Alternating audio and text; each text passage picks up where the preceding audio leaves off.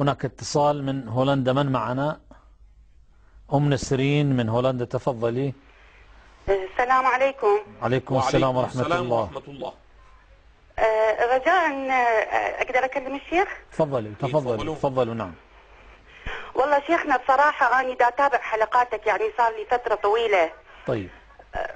بس يعني صارت حيرة عندي من الأمر، يعني إذا أصدقك فأني يعني غبية لأن كنت غبية، وإذا ما صدقك فأني معاندة، فما أحب أصير لا غبية ولا معاندة. طيب ماذا ستصنعين؟ بصراحة أريد يعني توضيحات بعد أكثر وأكثر بعين لأن أنا دا أقرأ كتبكم هسه، وما معقولة إحنا يعني كنا أغبياء لهالدرجة كل هذه الأمور مرت علينا وما نعرف بيها. فبصراحة يعني كل شيء أنا ناقمة على نفسي. فعندي بس سؤالين يا شيخنا. طيب. زينب أنا حسب قراءتي إلى زينب عليها السلام، طيب، يعني ليش مو من أهل البيت؟ طيب. ومن قال هذا تراب خيل معاوية خير من عمر بن عبد العزيز. نعم. ليش ايش معنى عمر بن عبد العزيز؟ ليش مو غير خليفة؟ ليش مو عمر أو عثمان أو أبو بكر؟ طيب. رضي الله عنهم أو أي واحد ثاني، ايش معنى اختار عمر بن عبد العزيز؟ طيب. فبصراحة شيخنا يعني أنا ما أعرف، ناقمة على نفسي، كل اللي دا سمعه دا اكتشف دين جديد، يعني حتى هويتي كنت أدقق بيها، أريد أشوف منو كتب لي أنا مسلمة.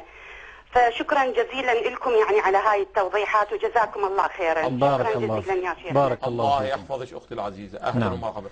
إذا تسمحوا لي قبل أن أجيب ندخل إلى مداخلة أجيب الأخت. تفضل. فيما يتعلق بأنه لماذا ليست زينب، باعتبار أنه أختي العزيزة نحن نتبع رسول الله صلى الله عليه وآله، ورسول الله أخذ في كسائه من؟ هؤلاء. أخذ في كسائه هؤلاء الأربعة، ولو أراد رسول الله أن يأخذ غيرهم من زينب أو من نسائه وزوجاته، من أم سلمة أو عائشة أم المؤمنين أو سلمة أم المؤمنين، لكان فعل ذلك، ولكن لم يفعل. ونحن تابعون للسنة النبوية ولفعل رسول الله، ورسول الله جمع هؤلاء تحت الكساء فقالها اللهم هؤلاء أهل بيتي. وإلا زينب أيضا من أهل البيت، زينب أيضا من العترة، ولذا أنا قلت لك بأنه أساسا عنوان أهل البيت له استعمالات متعددة. احنا الآن لسنا ندور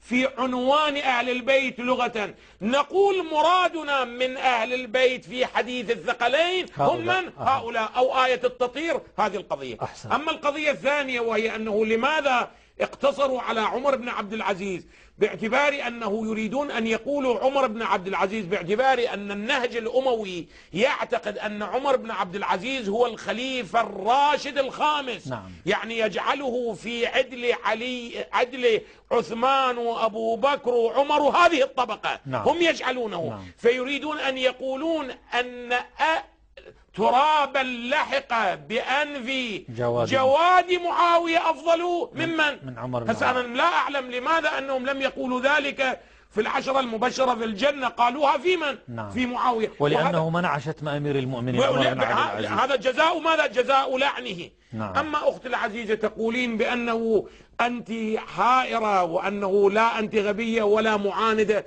أنت تجدين أختي العزيزة أنا لم أنقل رواية واحدة من مصادرنا، وإنما كل ما نقلته ماذا؟ وواقعا أدعوك إلى التأمل، إلى الدقة، إلى معرفة الحقيقة. والله أقسم لك لا أريد منك أن تكوني شيعية، ولا أريد منك أن تتركي مذهب أبدا، وإنما أريد أن يتضح لك ولكثير ولملايين المسلمين في العالم أن هذه الفضائيات التي هي واقعا فضائيات التدليس، فضائيات الكذب، عندما تكذب على شيعة أهل البيت. أنا في هذا اليوم كنت أنظر إلى بعض الفضائيات، يأتي أحد منهم وواقعا ما أدري ماذا أعبر، لباس وأنه أهل العلم وأنه عالم وأنه علامة، ويسأل عن الحسينيات ومساجد الشيعة يقول بأنها مسجد ضرار لأنها كلها بدع وضلالات. يا أخي كفاكم تدليسا، كفاكم كذبا، كفاكم حقارة، كفاكم حمقا. هذه حقائق مدرسة أهل البيت في كتبكم، وإلا أنا ما جئت بشيء من عندي، هذه كتبكم تنطق. نعم أنتم أخفيتم الحقيقة، على المسلمين في العالم، وأشكر الله سبحانه وتعالى أن وفقت أن بينت هذه الحقائق للمسلمين نعم. في العالم.